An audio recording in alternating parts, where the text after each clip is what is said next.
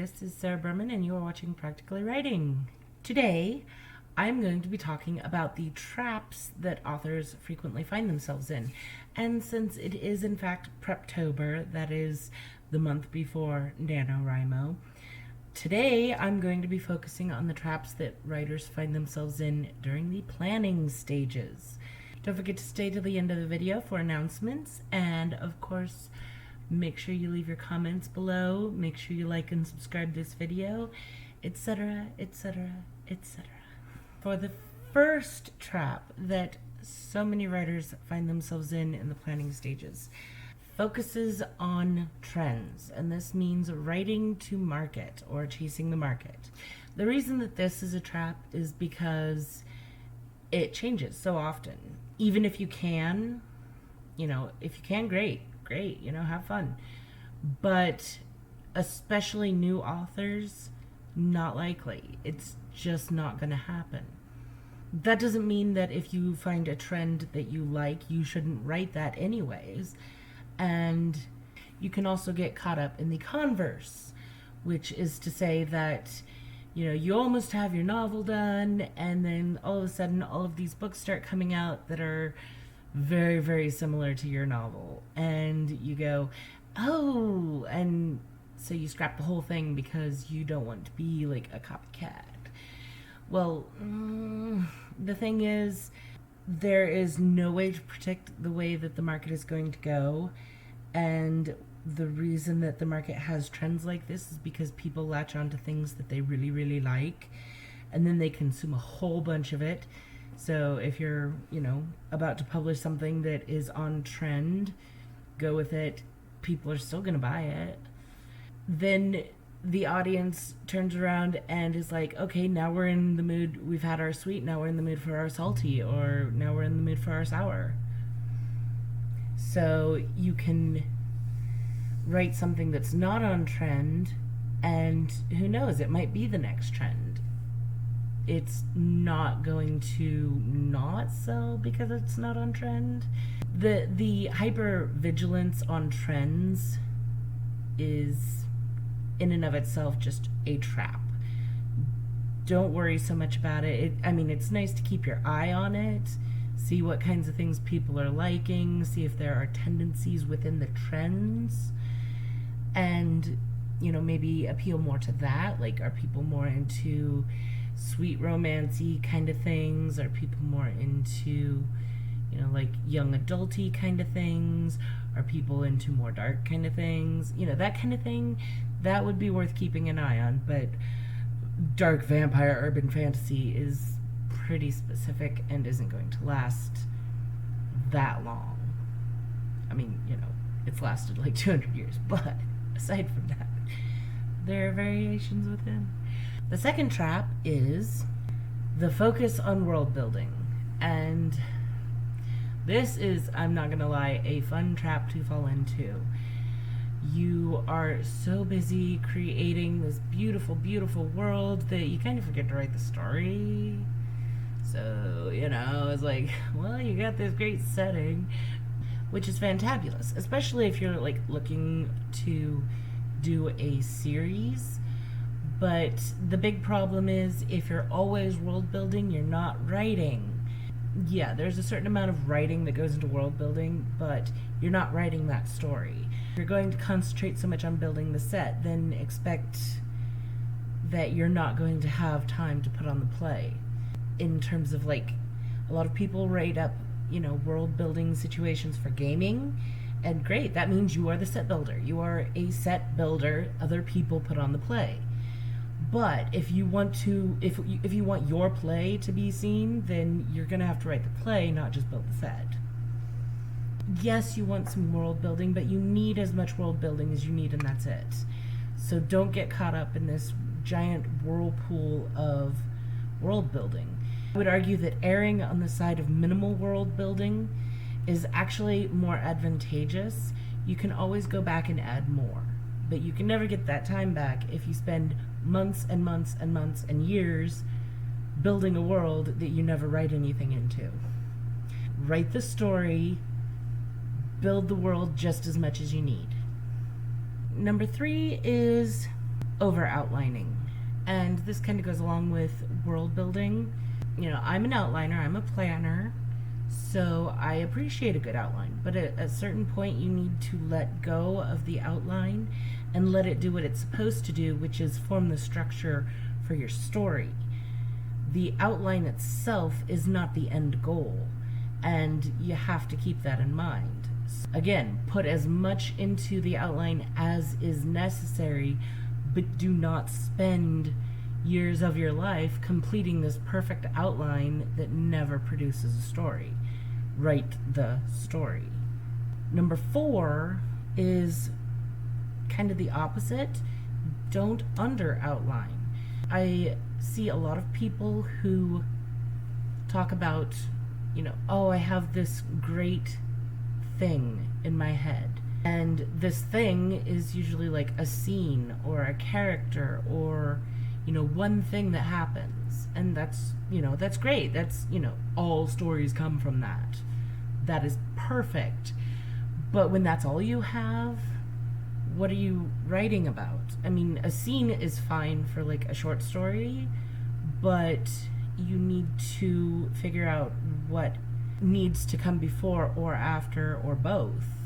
Whether you do that as a pre-outline or a post-draft outline, which I've done videos of that before, so check it out. It's important to know what the overall story is, not just to have a single scene. A single scene is your launching off point, but if you don't have something to write, all you have is a scene, which is great, but it's like a movie still. It's not the whole movie. Make sure you have enough of your plot or, enough of your outline to be able to actually write a story. Okay, number 5 is a focus on originality. Now, I know what you're thinking. You're like, plagiarism is a thing. Don't be like that. But if you honestly believe that you are going to be 100% original with every aspect of your story, I have some really bad news for you. You might want to sit down for this. Yeah, we tell our stories originally, but the basis is that there are no new stories. There are no new characters. There are only different ways of telling the same stories over and over again. There are different twists that we can give them. There are different settings we can give them. There are different combinations that we can use of characters and of plots. These are the things that make what we do original. The way that we focus on descriptions, the way that we focus on dialogue, the phrasings that we use, the emphasis that we put on certain aspects of the story, that's where the originality comes from. So, if you have a teenage vampire who falls in love with a teenage girl because she is like his soulmate or something, well, it's been done 1,000,000,001 times. I guarantee it. And I'm counting fanfic, so, maybe 1,000,002 times. But you can't focus on that being the source of your originality. You're not going to have 100% originality. We've had the, war-torn hero who is, with a heart of gold. We've had the anti-hero who loves puppies. I mean, it's so done, but it hasn't been done by you, and that is the key thing. Don't get caught in the trap where you have to restart or rethink everything just because somebody came out with something similar, because it's always going to happen. That is always going to be the case. You focus on the things that make your story and your telling of that story original, and you'll be fine. The 8th point is probably the most convoluted, and really, honestly, it's the most fun, I think. And that is the trap of focusing on perfect writing tools. I mean, we've all done it. We've all gone into the bookstore and been like, a leather-bound, aged paper notebook with a quill pen and, the perfect shade of auburn ink I have to have it. Yeah, that stuff's gonna collect dust, just like the other 3 notebooks and 2 quill pens and 5 bottles of ink. I get it. They're so pretty and they're so much fun to use, but very seldom are they practical. The accoutrements that are more fancy than practical, notebooks, pens, inks, markers, all that kind of stuff. They're fun, but just, they should be a reward. And bonus, reward yourself after you've written X number of words or published that first book or, whatever. Make them rewarding. The other aspect of this is tools that are actually supposed to help you with the writing. And that includes mostly apps and software tend to be along this line. I mean, you can argue that notebooks and pens, yes, but let's face it, one way or another, our writing is going to end up on a digital format. You have outlining software, you have writing software, you have word tracking software, and over and over and over again, we have discussions about which one is perfect. Limit yourself on how many of these things you are going to check out. Especially if you're a new writer, you're like, oh, this is the one thing. No, it's not the one thing. I guarantee your writing is going to grow, your writing is going to mature, and the things that you need now out of software may not be the things that you need later out of software. So don't get hung up on that. The other thing is, just because every other author on the planet has decided that this particular software is the bomb and the only software that any author ever needs, does not mean that it is the software that you need. This is one of my big pet peeves about suggestions, is people get really aggressive about Scrivener versus Word and all of this other stuff, and it's like, can't they both be good? I mean, there's a reason that they're both used. There are other software programs out there too. There's a reason that those are used. People need different things out of that software. The way I suggest is decide what you need. So if you want a writing software, you're trying Word, you're trying Scrivener, and say you find another one. Stick to 3 that you test out. Figure out which one works best for you. And it helps if you know kind of what things you need out of a writing software. For example, I edit as I write. Cannot help it, cannot control it.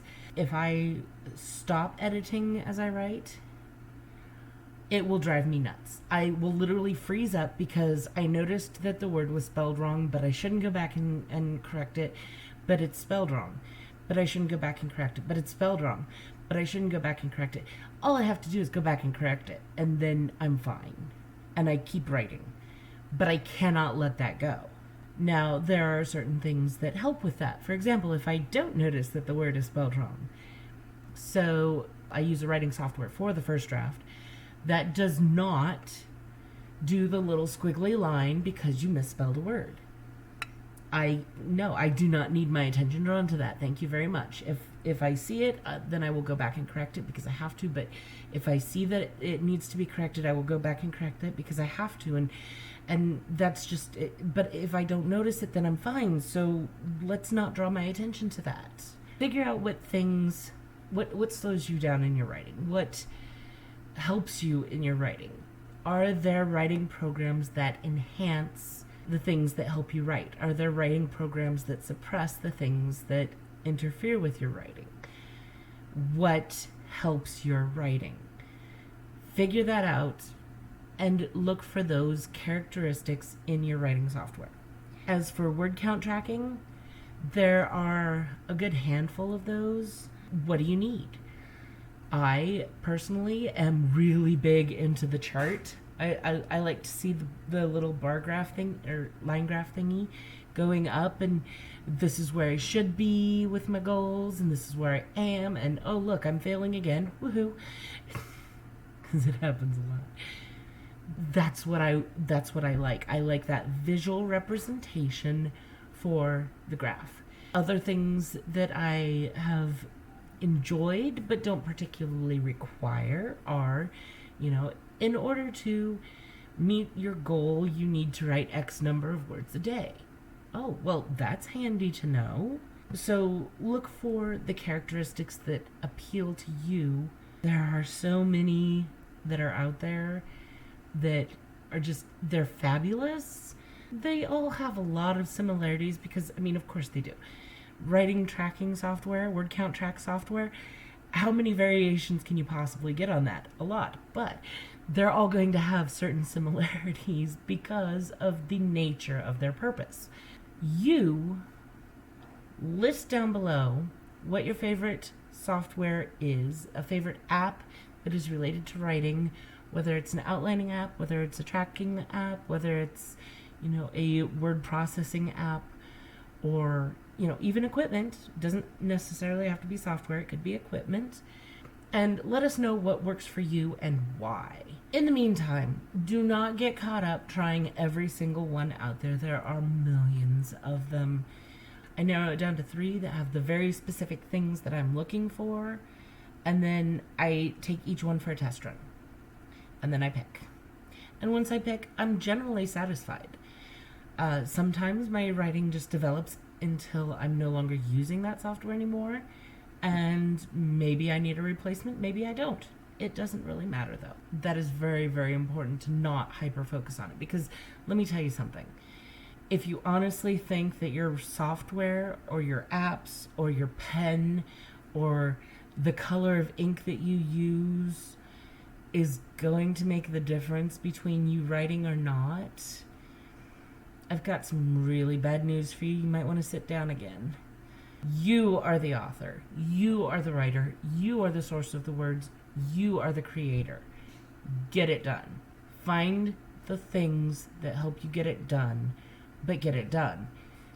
And that is how you avoid the traps. Oh, did you like that? Well, good, because I have like 4 more of these planned. Writing traps that authors can avoid. Woohoo! So stay tuned for parts 2, 3, and 4 coming eventually, because that's how I roll. Don't forget to contact me about getting into the whole writer buddy thing for NaNoWriMo.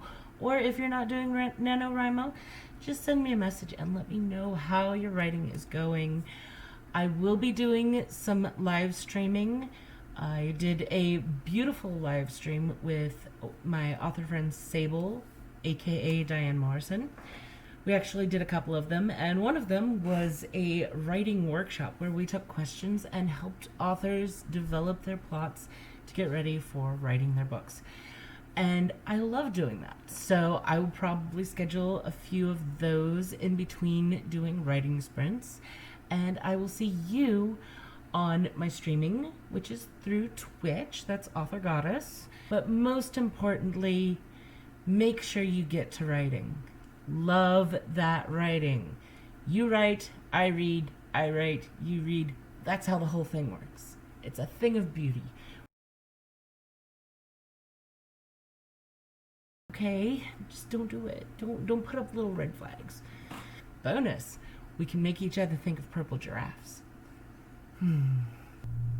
Really? What are you talking about? Of course you want to be original. Ooh, flags. Ooh, red squigglies. Ooh, yeah. That was a kind of odd metaphor, so go with it. 1,000,000,003. You see, it just keeps happening.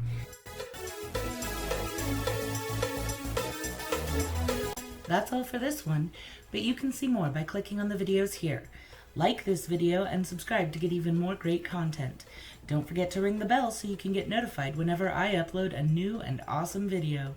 You can follow me on Instagram, Twitter, Facebook, and more. Just check out the links in the description. Make sure you also check out the Rune Spells series and my 99-cent short stories.